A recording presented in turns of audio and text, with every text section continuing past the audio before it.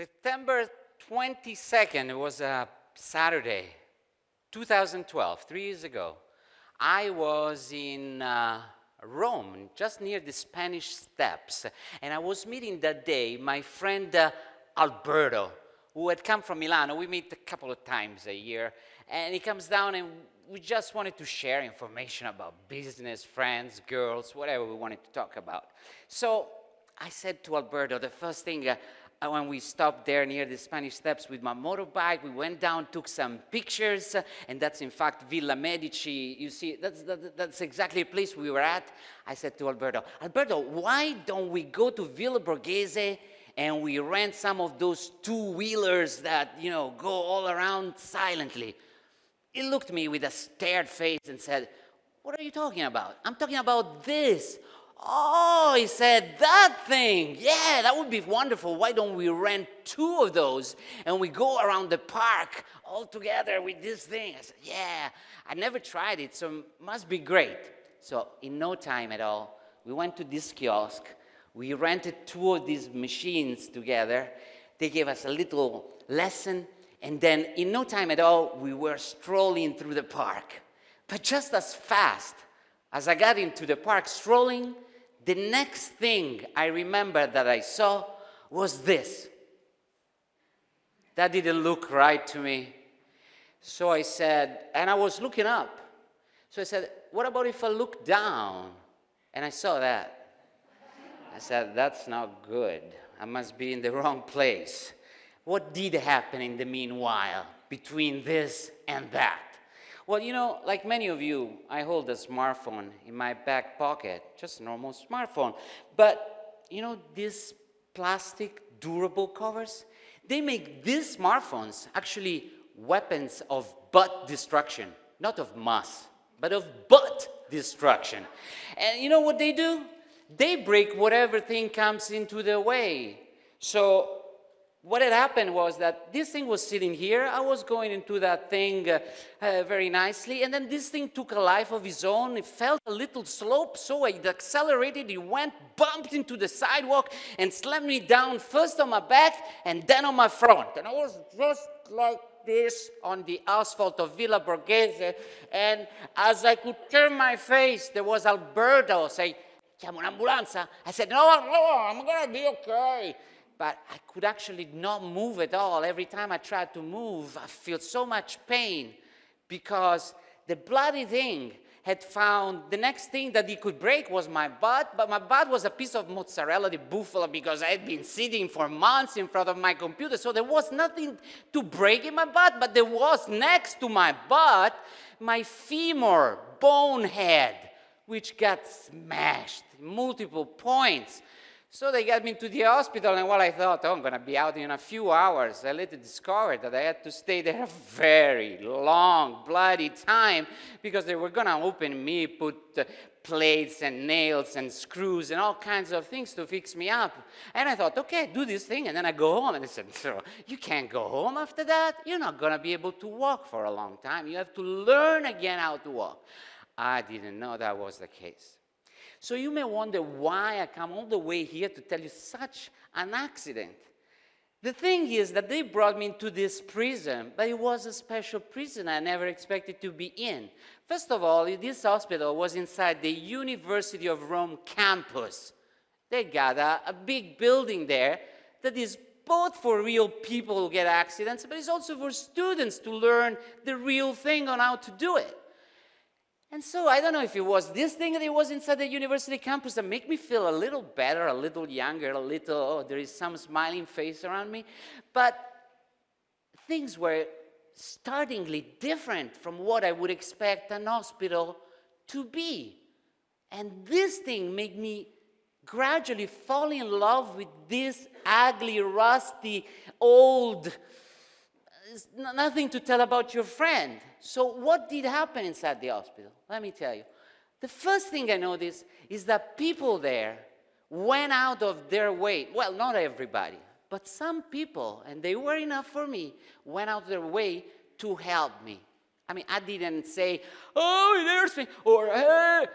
They just came forward by themselves trying to help me, the physiotherapist touching my leg. I could sense, I swear I could sense how much interest that person had in my leg. I could actually feel it, because if the next day they assigned me to somebody else, I could feel they didn't care at all. So I could sense the total difference for somebody really caring and trying to help me, and somebody who was there just for the money. And that was beautiful, because I was assigned to a husband and a wife that loved each other and loved their work. So if I didn't have one, I would have the other. And I just couldn't wait the time in the morning that they would take me to this rehabilitation room and touch me, because I felt love, I felt cared about, I felt somebody was interested about me. And so were the nurses, the patients. We were kind of an underground troop there at the time, because we had a common enemy. I'm sorry to say that if there's someone sitting here who's a doctor, but the doctors were our enemies, and we were trying to escape their visit or understand how we could avoid taking a certain pills we didn't think was appropriate. There was a whole underground open source exchange of information going on. And so I got very friendly with the nurses, both the male and the female nurses, because they helped me with all kinds of things. My pajama would break out, they would come and fix it. I wanted to see a movie, they would bring me a USB key to see it. I mean, I didn't think an hospital was kind of like this. I hadn't been there inside one for a long time, but God, this is pretty cool, I said. So you see, the faces of these people bring you already a little uptone as soon as you see them. But the most fantastic thing, imagine that these people helped me out so much that, being somebody that works on the internet, I was depressed at the beginning, because I said, how am I going to manage, for example, my live events online? Every week I have students, I have webinars. How do I do this? They said, no problem. We're going to find you a corridor. We're going to get you a plug. You got your little box. You're going to be there. If we go by, we just don't look at you. We're going to be quiet. And so I found myself a little corridor. You can see how long it is, that corridor. In the end, there was my room. My name in the hospital was bed number 2. That's all they called me, bed number 2. And so I was happy. I could do my work, and that didn't matter. I had to stay there many weeks. I could feel kind of protected in this environment. The second thing I noticed was about learning. Learning? Yeah, learning. You know, we think about learning like, you know, you go into a classroom, you sit down, you stay quiet, good soldier, somebody speaks, goes up and down, you're supposed to take notes, and then you're supposed to go home, read more, and then you know something. Bullshit. I mean, it doesn't happen like that, and I saw it in the hospital. Because there, people were not studying something that there was in the program of the school. They wanted to study what the heck was going on with their body and how they fix it and whether to take a surgery or not. I mean, that was stuff that was really relevant to these people. And you know how they studied that? They were like sponges. They would suck information from anybody. It didn't matter if you had a striped big doctor or nurse, or if you were a relative, a parent, a friend, somebody who was coming there to visit. They would ask anybody information about their disease or whatever that happened to them and how to fix it. They would go on the internet, they would call friends, they would never stop asking, and they would exchange all this information. This is the same thing that happens in Brazil, inside Samba schools. I know most of you have not been there, but that's a unique place for teaching and learning, because you know what? There's no bloody teacher. The old people learn with the novice little young guys, and they may stop and chat a little bit and see, it's like this instead of like that, and then they go on. The experts work with the novices, and it's all totally informal. So the Samba schools, which work throughout the year to prepare the carnival, they actually have actualized a system of teaching and learning that it's totally about exchanging information, not just with the same people from your district, the same people that have your age, like when we go to school, but the people who share your same interest, passion, whatever. That's what makes the difference, to study together with the people who are interested in your same things. That wasn't my case in school. I don't know about you. The third thing that really struck me beside the learning part was the ability for some of the people there to listen. And again, there I got this striking sensation that there was something unique and different in the hospital from what I would see outside. Because when I'm outside and I think about listening, I think about people talking, and there is one talking and the other one is on pause.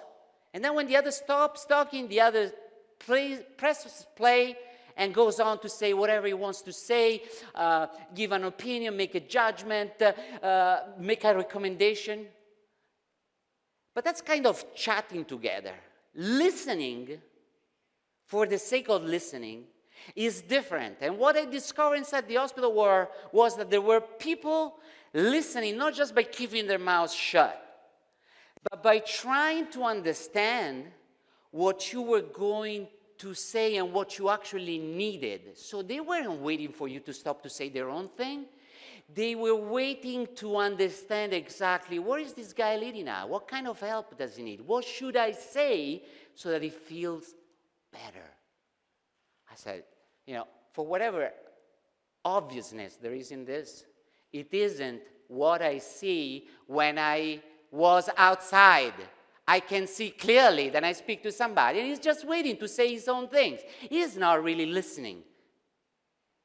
And I said, this is something that I want to stand for, that we really understand better how to listen to each other. Of course, there are situations, but many times we really need to listen a little bit closer, like it was for me possible in the hospital many, many times. Maybe because it was the huge amount of time we had available. But that was also striking. Just as much it was striking for me, the sharing part. Let me tell you a funny story. I have no shame in saying that I'm a big tifoso, big fan of Roma, a soccer team. I was born in Italy. I have been born with such cultural references, and having a team that I can sustain and scream for has been a reference for me. I don't get bad tone, or I don't get demoralized if my team loses, but I like, wherever I'm in the world, whatever time it happens, to see it. And so we were inside the hospital. The hospital was inside Rome. You can guess there were a good percentage of people there with an accident who wanted to see the next game. But heck, how do we do that here? I mean, there are no big screens. There is no parable to get the satellite paid channels. We haven't got no cards. Shit. It all happened so beautifully. There was no meeting. Andrea called his sister. His sister brought in a 50-inch LCD screen. I said, my God. But now what will we do with it? Okay, Giuseppe called the husband of his sister or his whatever, and he does it as a work in his life. So he came in with 100 meters of antenna cable, so we could run 2 floors down to the primary doctor's office, who had Sky, whatever channel you could get. So we hooked up the feed. Then there was another guy who brought the decoder. The other brought the card. All the other people got alerted, and so arranged tables, arranged chairs. We got such a fantastic viewing room inside the hospital. I mean, it was better than any other time I watched it inside my home, because I never had so many other friends screaming together with me at unison, watching a game, and feeling so close, because we were, again, kind of a prisoner inside the enemy grounds. It was great. The primary doctors came to see it with us. We wanted to charge them, but that didn't work too well. And finally, the passion, I think, that the people had over there was really unique. The first thing I should tell you is, I don't know if you've been able to go just outside here. There is a beautiful emergency staircase with a fantastic view of Assisi and the valley. Well, inside the hospital, there wasn't something like that, but there was an emergency staircase. Rusty, ugly, with the ugliest view you could imagine, the inside of the hospital, all old, untreated, untaken care of. But it was the end of the summer, so we said, after the break, we Italians smoke cigarettes, we like to take a little puff. So after lunch, we say, well, why don't we go to the pianerottolo? I mean, that's the balcony of the staircase, emergency staircase. We got there, and this thing started to take, again, a life of its own. That is, we started to colonize, this is a proper term, for this emergency staircase. So we would go after lunch, after dinner, and then we started to bring in there the relatives and the parents, because inside the room you couldn't talk freely, there were other people maybe resting. So let's go to the pianerottolo to have some good time. And the good time started to get better and better. People started to bring in tables outside of the pianerottolo so they could play cards and then go smoke a cigarette. And then people started to bring in the guitars. And then friends of friends would start coming in inside our department from the bottom of the emergency staircase. I mean, we were inside the campus, so anybody could reach the emergency staircase. There is a bloody happening at the second floor. They're singing, they're smoking, they're playing cards. What is going on? So people would come up. It was a happening place. I mean, this place got so wild and so beautiful for us that after I was dismissed, I mean, I couldn't hold myself to go back. I mean, every time I was home, I wanted to go back. So I went back after 2 weeks, and the first thing I wanted to go is to see the pianerottolo. The pianerottolo was completely sealed. No trespassing zone. Don't ever think about going here. I mean, the hospital management had gone through such stress in trying to manage us that they had given up. But the moment we were dismissed, they closed it completely. You shouldn't have such a place in the hospital. It's not normal. You cannot do this. Well, too bad for whoever followed us, but we did it. And finally, you know what we did? I know you're not going to believe this. I was laying in my bed in my room, 6 o'clock, 7. Andrea comes into my room with a blue leather restaurant menu. And he said, what do you want to order? What do you mean, what do I want to order? This is a restaurant menu. What are you talking about? You just order. So I chose the best spaghetti alle vongole and whatever second dish I could imagine, a dessert. The next thing I know, you know what these people had done? They basically had taken, you know, these beds with wheels that take people in the emergency rooms? They'd taken 3 of those. They put them in one line. They'd taken sheets from their bed, put them on those 3 beds, called the restaurant, tell them how to go through bypass, security, since there is a total immediate entrance through the emergency staircase. And all of a sudden, I see these people coming with all kinds of foods and drinks and bottles of wines and everything. And we had the most fantastic dinner I could remember in the last 5 years. That was mind-blowing. So the experience in the hospital was really something magic for me because it allowed me to remind myself of a few important things. First of all, remember this. People who like to help don't do it for the money. Maybe after a few times you ask for help, they may need some money. But those who really help don't do that for the reason that they will get some money. You can use this as a filter. Number 2, to learn. It's not about to memorize information in any kind of form. It is about diving. Just like if you want to learn about swimming or making love, you cannot just read and read and read. You can watch all the YouTubes you want. You're not going to learn very well, I promise you. You need to ask a lot of information, and you need to question whatever comes in. Doubt things and make your own truth. That's what I learned there. Number 3, to listen is not a matter of shutting up and waiting for your turn. It's a matter of being interested in what the other person is looking for. Number 4, sharing is such a precious thing for us that we should, like this event is doing, create and protect spaces where we can share, meet, and exchange freely and feeling fine and relaxed, unlike airports.